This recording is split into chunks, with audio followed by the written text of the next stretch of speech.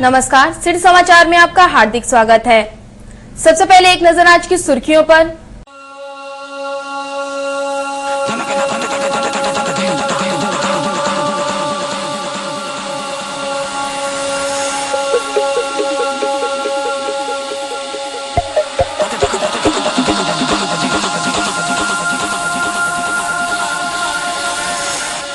Rail माल धक्के से रोजाना 1000 किलो अनाज चोरी।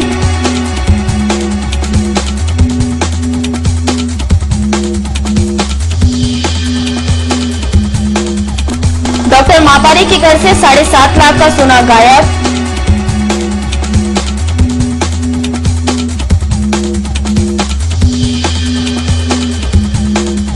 शहर में दिन दहाड़े बड़े बड़े पेड़ों की निर्दयता से कटाई। और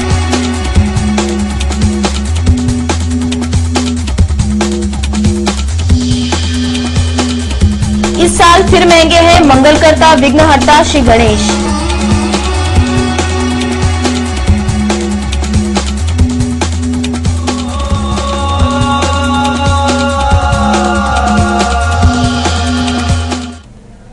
अब समाचार विस्तार से। अकोला के रेल माल धक्के से अनाज चुराकर जिस जगह रखा जाता है उस जगह को सिटी न्यूज ने खोज निकाला है। अकोला के रेल माल धक्के से सरकारी अनाज चुराने वाली टोलियां सक्रिय हैं और इसमें रेल के कुछ कर्मचारी भी शामिल हैं। इस आशय के समाचार सिटी न्यूज द्वारा कई बार प्रसारित किए गए। बावजूद इसके जिला प्रशासन का आपूर्ति विभाग, रेलवे सुरक्षा बल व अकोला रेल पुलिस द्वारा किसी भी प्रकार की कार्रवाई नहीं की गई। अब सिटी न्यूज ने रेल माल धक्के से चुराया गया अनाज कहां छिपाया जाता है इस बात का पता लगा लिया है। अकोला के रेल माल धक्के पर महीने में 6 बार अनाज की रैक आती है जो 12 दिनों तक गोदामों में पड़ी रहती है। रेल माल धक्के के गोदामों से कई महिलाएं अनाज को बोरियों में भरकर देशमुख फैल के एक झोपड़ीनुमा जगह पर खाली करती हैं और बाद में यही सरकारी अनाज दुकानों में पहुंचता है। एक सर्वेक्षण के अनुसार रेल माल धक्के से रोजाना 1000 किलो अनाज गायब किया जाता है। अनाज चोरी के रैकेट में कई लोग शामिल हैं। इन महिलाओं को केवल माल धक्के से लेकर झोपड़ीनुमा जगह तक अनाज पहुंचाने का मेहनताना दिया जाता है। इन अनाज में गेहूं व चावल का समावेश होता है। रेल माल धक्के से सरकारी अनाज चुराकर गोदामों में बेचने का गोरख धंधा लंबे समय से चल रहा है, जिससे शासन को लाखों का चूना लग रहा है। बावजूद इसके किसी भी प्रकार की अभी तक कार्रवाई क्यों नहीं की जा रही है, यह सोचकर ही आश्चर्य हो रहा है। डॉक्टर भूषण मापारी के घर से 7,44,000 रुपए के गहने चोरी होने की शिकायत सिविल लाइन पुलिस थाने में दर्ज कराई गई है। शहर के केडिया प्लॉट में रहने वाले प्रसिद्ध डॉक्टर श्री भूषण मापारी के घर से लगभग 7,44,000 रुपए के सोने के आभूषण गायब होने की घटना रविवार को प्रकाश में आई है। इस चोरी के संदर्भ में डॉक्टर भूषण मापारी ने सिविल लाइन पुलिस थाने में शिकायत दर्ज कराई है। केडिया प्लॉट में डॉक्टर मापारी का निवास स्थान व शिव हॉस्पिटल भी है। 22 जनवरी से 6 अगस्त के दौरान उनकी माता व पत्नी की अलमारी से नौकरानी ने 7,44,000 रुपए के सोने के आभूषण गायब किए हैं। इस प्रकार का संदेह डॉक्टर मापारी ने अपनी शिकायत में जताया है। इस चोरी में 15 ग्राम सोने की चैन, 50 ग्राम सोने के कड़े, 2 हार सहित अन्य प्रकार के आभूषणों का समावेश है। रविवार को दोनों अलमारियों को देखने के बाद चोरी की बात समझ में आई। आगे की जांच सिविल लाइन पुलिस कर रही है। शहर के हरे भरे बड़े पेड़ों की दिन दहाड़े निर्दयता से कटाई की जा रही है, जबकि संबंधित विभाग जानकर भी अनजान बनने का नाटक कर रहा है। अकोला शहर में दिन दहाड़े बड़े बड़े पेड़ों की निर्दयता से कटाई की जा रही है, जिसकी ओर संबंधित विभाग का बिल्कुल भी ध्यान नहीं है। बड़े बड़े और हरे पेड़ों को काटकर पर्यावरण का संतुलन बिगाड़ा जा रहा है, जिसको लेकर संबंधित विभाग उदासीन नजर आ रहा है। अकोला में तो पेड़ों की कटाई को लेकर अभी तक किसी को भी दंडित नहीं किया गया है। फलस्वरूप पेड़ों को काटने की मानो यहाँ स्पर्धा सी चल पड़ी है। 1 अगस्त को रामदास पेट के श्रीराम क्रिटिकल अस्पताल के पास पीपल के एक विशालकाय हरे भरे पेड़ को दिन दहाड़े निर्ममता से कत्ल कर दिया गया। इसकी लकड़ियों को भी काटकर गायब कर दिया गया। ये विशालकाय हरा भरा पेड़ लगभग 100 साल पुराना था। इस पेड़ का घेरा ही इसकी मजबूती का सबूत था। 4 अगस्त को स्थानीय वसंत देसाई मैदान के पास स्वर्गीय नाइक के पुतले के पास वाले हरे भरे बड़े गुलमोहर के पेड़ पर दिन दहाड़े ही कुल्हाड़ियां चलाई गई, जिसको लेकर किसी भी प्रकार की कार्रवाई नहीं की गई। शनिवार 7 अगस्त को स्थानीय ढोर दवाखाने के क्वार्टर के पास 100 साल पुराने पीपल के विशालकाय और हरे भरे पेड़ की बलि दी गई। इस पेड़ की लकड़ियां ही ट्रक भर निकली। विशेष बात यह है कि शहर में जितने भी पेड़ काटे जा रहे हैं, इसकी अनुमति तक नहीं ली जा रही है। हरे और बड़े पेड़ों को काटने की अनुमति लेने के लिए पुख्ता कारणों की जरूरत होती है। इसलिए कोई भी अनुमति के पछड़े में पड़ने की बजाय सीधे पेड़ों पर कुल्हाड़ी चलाता है। किंतु सोचने वाली बात यह है कि इतने बड़े प्रमाण में पेड़ों की कटाई के बाद भी संबंधित विभाग क्या कर रहा है। शहर में इसी तरह पेड़ों की अवैध कटाई होती रही तो शहर के बीच पेड़ नाम मात्र के लिए रह जाएंगे। यदि संबंधित विभाग एक व्यक्ति पर भी कार्रवाई करे तो अन्य लोग सोचने पर विवश हो जाएंगे। लेकिन सबसे बड़ा सवाल यह है कि सबसे पहले करेगा कौन। इस साल श्री गणेश फिर से महंगाई की चपेट में आ गए हैं। पिछले वर्ष की तुलना में इस साल गणेश मूर्तियां 25 से 30% महंगी रहेंगी। सुखकर्ता दुखहर्ता श्री गणेश के आगमन को देखते हुए शहर के मूर्तिकार विभिन्न आकार व प्रकार की गणेश मूर्तियों को साकारने में लगे हैं। 1 सितंबर को श्री गणेश की स्थापना होनी है। 1 माह से भी कम समय रहने के कारण प्रत्येक मूर्तिकार तन्मयता से अपनी कला इन मूर्तियों में उड़ेलने में जुटा है। इस साल भी प्लास्टर ऑफ पेरिस, रंग, काथा आदि के भाव बढ़ने के कारण गणेश मूर्तियां महंगी ही रहेंगी। इस साल महंगाई ने देवों को भी नहीं बख्शा है। श्री गणेश की मूर्तियों में लगने वाला मटेरियल महंगा होने के कारण 25% तक मूर्तियां महंगी हो गई हैं। अर्थात 100 रुपए में पिछले साल मिलने वाली गणेश मूर्ति इस साल 125 से 130 रुपए तक मिलेगी। बड़ी उमरी, गुलजारपुरा, अकोटफैल, कौलखेड़, खदान आदि इलाकों में श्री गणेश मूर्तियों को बनाने का काम युद्ध स्तर पर चल रहा है। इस व्यवसाय में भी प्रतिस्पर्धा बढ़ने के कारण मूर्तिकार एक से बढ़कर एक मूर्तियां बनाने में जुटे हैं। बड़ी उमरी के संतश्रेष्ठ श्री गजानन महाराज की मूर्तियां बनाने में सिद्धहस्त मूर्तिकार रामभाव सोनटक्के अपने सहयोगी विजय कुलकर्णी के साथ मूर्तियां बना रहे हैं। मूर्तिकार विजय कुलकर्णी ने सिटी न्यूज से बोलते हुए जानकारी दी कि कच्चे माल की कीमतों में वृद्धि होने के कारण इस साल गणेश मूर्तियों के भाव 25 से 30% तक महंगे होंगे और इतनी वृद्धि जरूरी है। गणेश उत्सवाची तयारी जोरदार चालू आहे आणि आता सध्या 1 महिनाच राहिलेला आहे फक्त। आणि मागच्या वर्षीच्या तुलनेमध्ये असं आहे की प्लॅस्टर, शाळू माती, कलर्स जवळजवळ 25 ते 30% भाव वाढलेले आहेत। त्यामुळे आम्हाला नाईलाजानं त्या मूर्त्यांचे भाव वाढवावेच लागतील।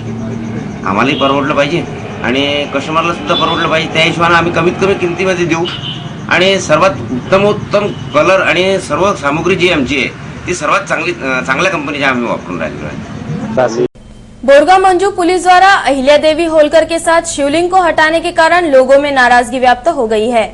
बोरगांव मंजू के रेणुका नगर में ग्राम पंचायत की खुली जगह पर धनगर समाज द्वारा अहिल्या देवी होलकर के पुतले की स्थापना की गई थी। विधिवत पूजन कर स्थापित किए गए अहिल्या देवी होलकर के पुतले को लेकर धनगर समाज द्वारा अनुमति नहीं ली गई थी, जिसके कारण बोरगांव मंजू पुलिस ने मूर्ति को वहां हटाकर पुलिस थाने में जमा कर दी। इस मूर्ति के साथ साथ शिवलिंग व नंदी की मूर्ति भी पुलिस ने जब्त कर ली, जिसके कारण यहां के धनगर समाज की भावनाओं को ठेस पहुंची है। पुलिस द्वारा की गई कार्रवाई भले ही योग्य हो, किंतु बोरगांव मंजू में चल रहे अवैध धंधों पर ध्यान देने की बजाय धार्मिक भावनाएं दुखाने का काम पुलिस कर रही है। इस प्रकार का आरोप गजानन वसतकर ने लगाया है। आपला मूर्ती स्थापन केलेली होती, त्याच्यातून हा जो प्रकार पोलिसांनी घडवला आणि आम्ही राजरोजपर्यंत सांगतो शर्माजी हे गावात असे अवैध धंदे चालू आहेत, त्याच्याकडे तुम्ही लक्ष देत ना आणि इकडे तुम्ही लक्ष देता। धार्मिक संस्था जे अडचण आम्हाला आणतात नेहमीची अडचण आहे यांची, ही आजची नाही आहे। काय केलं पोलिसांनी या ठिकाणी? पोलिसांनी आल्याबरोबर बस आम्हाला शिवीगाळ केली आणि आम्हाला काढून दिला आणि सर्व मूर्त्या फेकफाक केल्या आणि गाडीत टाकून घेऊन गेले। मूर्तीची विटंबना केली, आम्ही पूजा पाठ झाली। आता सध्या मूर्ती कुठे आहे? मूर्ती पोलीस स्टेशनला जमा है। इसके संदर्भ में बोरगांव मंजू के थाना प्रभारी से संपर्क किया गया तो उन्होंने बताया कि कानून के अधीन रहकर ही यह कार्रवाई की गई है। गांव में शांति व सुव्यवस्था बनाए रखने के दृष्टिकोण से यह कदम उठाया गया है। पुतला स्थापित करने के पहले शासन की अनुमति अनिवार्य होती है। अब आगे की कार्रवाई बोरगांव मंजू पुलिस कर रही है। भगतवाड़ी की एक शाला परिसर में जुआ खेल रहे 5 लोगों को पुराना शहर पुलिस ने गिरफ्तार किया। रविवार को भगतवाड़ी की एक शाला में ताश का जुआ खेल रहे 4 लोगों को पुराना शहर पुलिस ने गिरफ्तार किया। पुराना शहर के भगतवाड़ी निवासी मोहम्मद शकील मोहम्मद शरीफ, मोहम्मद हसन मोहम्मद शरीफ, अब्दुल मुजीब अब्दुल रऊफ, व इब्राहिम खान, दिलदार खान, ये चारों भगतवाड़ी की एक शाला परिसर में ताश का जुआ खेल रहे थे, जिन्हें पुलिस ने पकड़ा। इस कार्यवाही में पुलिस ने 2100 रुपए नगद व ताश बरामद किए। यह कार्यवाही ASI Madhukar Waghalkar, police constable Pandey, Gawande, Firoz, Umesh, Kishore, Mundiraj, Hasan ने की। विद्युत मंडल तांत्रिक कामगार सहकारी पद संस्था की वार्षिक आम सभा होटल वीनस में ली गई। इस समय संस्था के संचालक, व्यवस्थापक तथा कर्मचारी बड़ी संख्या में उपस्थित थे। विद्युत मंडल तांत्रिक कामगार सहकारी पद संस्था मर्यादित अकोला की वार्षिक आम सभा 7 अगस्त को होटल वीनस में श्री एन.के. मगर की अध्यक्षता में संपन्न हुई। सर्वप्रथम गजानन महाराज की प्रतिमा को माल्यार्पण करने के बाद सभा की शुरुआत की गई। उसके बाद मंच पर उपस्थित सभी मान्यवरों का हार तथा पुष्पगुच्छ देकर सम्मान किया गया। इस समय अवकाश प्राप्त कर्मियों को सम्मानित किया गया तथा उनके मेधावी पालियों को भेंट वस्तु देकर सम्मानित किया गया। सन 2010-2011 में संस्था द्वारा की गई प्रगति का जायजा लिया गया। महत्वपूर्ण निर्णय लेते हुए कर्ज मर्यादा में बढ़ोतरी की गई। इस समय संस्था के पदाधिकारियों को भी सम्मानित किया गया। इस समय Shri NK. Magar, DM. Gore, ST. Vasu, SD. Lahudkar, MD. Rajurkar, KD. Ugade, SJ. Maske, PW. Thackeray, YB. Chaudhary, VN. Surve आदि संचालक तथा व्यवस्थापक Shri Pramod D. Shukla, SD. Kale, AK. Sapkal के अलावा पद संस्था के पदाधिकारी तथा कर्मचारी बड़ी संख्या में उपस्थित थे। स्थानीय जैन समाज द्वारा श्री पार्श्व पद्मावती पूजन का कार्यक्रम आयोजित किया गया। इस समय जैन समुदाय बड़ी संख्या में उपस्थित था। स्थानीय डीएसपी कार्यालय के पास तथा महाराणा प्रताप मार्ग पर स्थित श्री संभावनाथ जैन मंदिर में श्री पार्श्व पद्मावती पूजन का कार्यक्रम आयोजित किया गया। चतुर्मास के उपलक्ष्य में श्री ज्ञान रश्मि विजय जी महाराज ने इस समय जैन धर्म पर प्रकाश डालते हुए उसकी महत्वता को विशद किया। जैन समाज द्वारा प्रतिवर्ष यह आयोजन किया जाता है। अकोला में यह 100वां आयोजन था। इस कार्यक्रम में अकोला के अलावा मुंबई, नंदुरबार, दोंडाईचा तथा गुजरात से अनेक जैन बंधु आए थे। पूजन का समय प्रतिदिन 9:30 से 2:30 बजे तक रखा गया है तथा सकल संघ स्वामी वात्सल्य वर्धमान भवन में 12:30 से 2 बजे तक रखा गया है। नायगांव के पास ट्रेन की चपेट में आकर एक 50 वर्षीय महिला की मौत हो गई। असावधानी से रेल पटरियां पार कर रही 50 वर्षीय महिला की ट्रेन की चपेट में आने के कारण मौत हो गई। 50 वर्षीय सुनंदा मानकर नामक महिला मोहता मिल से नायगांव की ओर जा रही थी। ट्रेन की पटरियां पार करते समय महिला को गीतांजलि एक्सप्रेस का धक्का लगा, जिसमें वह गंभीर रूप से घायल हो गई। घायल महिला को सर्वोपचार अस्पताल लाते समय रास्ते में ही उसकी मौत हो गई। रेल पुलिस ने अपराध दर्ज कर आगे की कार्यवाही शुरू की है।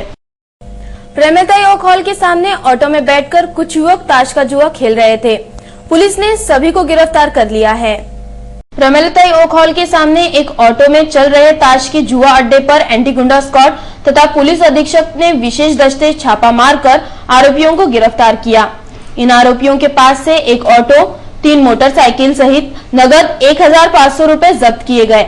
शहर में चल रहे इन छोटे मोटे ताश के जुआ अड्डों पर एंटी गुंडा स्क्वाड तथा पुलिस अधीक्षक का विशेष दस्ता कार्यवाही को कर रहा है, लेकिन दूसरी ओर शहर में चल रहे वर्ली के बड़े अड्डे, टेबल तथा नशीली पदार्थ बिक्री की ओर स्क्वाड और दस्ता क्यों अनदेखी कर रहा है, ये सोचने वाली बात है।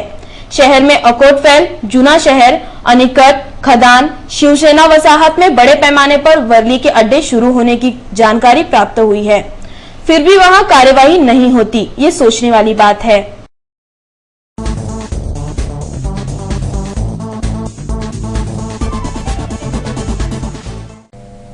आइए अब एक नजर डालते हैं बालापुर शहर की हलचल पर। बालापुर तहसील स्थित पारस देहात का ग्रामीण रुग्णालय इन दिनों राम भरोसे चल रहा है। यहाँ पर जो मरीज आते हैं उन्हें दवाइयाँ डॉक्टर नहीं बल्कि परिचारिकाएं देती हैं। डॉक्टर न होने की वजह से परिचारिका ही डॉक्टर का रोल अदा करती हैं तथा मरीजों को अंदाज से दवाइयाँ दी जाती है। इस वजह से मरीजों की जान को खतरा हो सकता है। ऐसे समय नीम हकीम खतराए जान का मुहावरा सार्थक हो सकता है। डॉक्टर न होने की वजह से कई मरीज उल्टे पैर अपने घर वापस लौट जाते हैं। संबंधित विभाग को इस गंभीर प्रश्न को तुरंत हल करना अति आवश्यक है। अकोला से कुछ ही दूरी पर स्थित पारस देहात की पुलिस चौकी मवेशियों के लिए आरामगाह साबित हो गई है। इस पुलिस चौकी पर बड़ी मुश्किल से पुलिस दिखाई देते हैं। कयास यही लगाया जा रहा है कि पुलिस का काम शायद मवेशियों को सौंप दिया गया है। नागरिकों को यही परेशानी है कि आखिर ये बेजुबान जानवर उनकी शिकायत कैसे दर्ज करेंगे। परिसर के लोगों की शिकायत है कि इस जगह कभी भी पुलिसकर्मी देखे नहीं जाते। अकोला जिला पुलिस के वरिष्ठ अधिकारी इस समस्या को हल करेंगे, ऐसी उम्मीद की जानी चाहिए।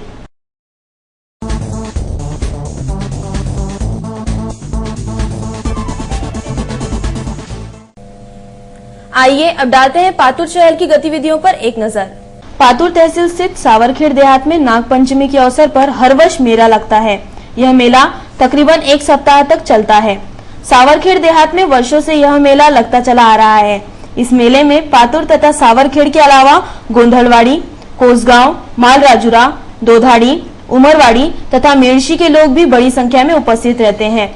नाग पंचमी के एक दिन पहले से यहाँ भक्तों की भीड़ इकट्ठा होना शुरू हो जाती है। इस समय बैलगाड़ियों को बड़े ही आकर्षक ढंग से सजाया जाता है और बैलगाड़ियों का जुलूस निकाला जाता है। इस जुलूस में कई बैलगाड़ियां शामिल होती हैं। सावरखेड़ यह देहात पहाड़ों के बीचों बीच बसा होने की वजह से इस मेले को चार चांद लग जाते हैं। पातुर शहर की अनेक समस्याओं को लेकर शिवसेना द्वारा नगर परिषद पर मोर्चा निकाला गया। महिलाओं के लिए शौचालय, सार्वजनिक नल योजना, रास्तों पर बने गड्ढे जैसी अनेक समस्याओं को लेकर यह मोर्चा निकाला गया। यह मोर्चा चीरा चौक से होता हुआ शहर के प्रमुख रास्तों से गुजरा और बाद में पातुर नगर परिषद पर पहुंचा। यह समय नगर परिषद के खिलाफ नारेबाजी की गई। किसी अप्रिय घटना को रोकने के लिए पुलिस का तगड़ा बंदोबस्त किया गया था। अंत में एक नजर आज की सुर्खियों पर।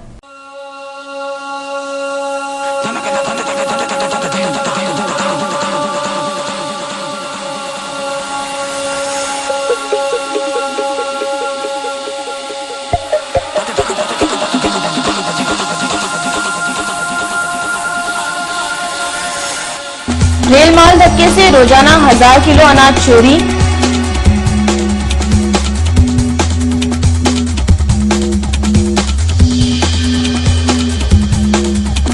डॉक्टर मापारी के घर से 7.5 लाख का सोना गायब।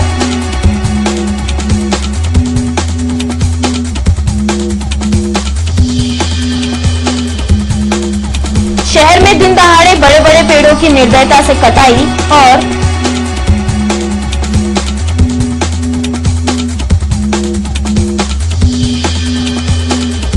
इस साल फिर महंगे हैं मंगलकर्ता विघ्नहर्ता श्री गणेश।